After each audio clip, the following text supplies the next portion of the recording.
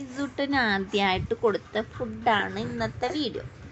ഞവരരി നന്നായിട്ട് കേകി ഉണക്കി പൊടിച്ചതും മുത്താരി നന്നായിട്ട് കേകി ഉണക്കി പൊടിച്ചതും മുത്താരി പൊടിച്ചതിന് ശേഷം അത് നൈസായിട്ടുള്ളൊരു തുണിയിൽ തരിച്ച് അതിൻ്റെ ഉമിയൊക്കെ കളഞ്ഞതിന് ശേഷം ആണ് മുത്താരിപ്പൊടി ഉപയോഗിക്കുക.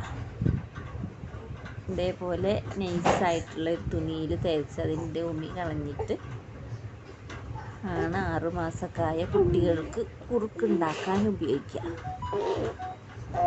മുത്താരി ഞവരരിയും അതുപോലെ നേന്ത്രവായക്കൻ്റെ പൊടി അത് ചെത്തി ഉണക്കി പൊടിച്ചതും ഇത് മൂന്നും ചേർത്ത് കുറുക്കുണ്ടാക്കിയിട്ടാണ് ഇസുട്ടിന് ആദ്യമായിട്ട് കൊടുത്ത ഫുഡാണ് ഇന്നത്തെ വീഡിയോ. ഞവരരി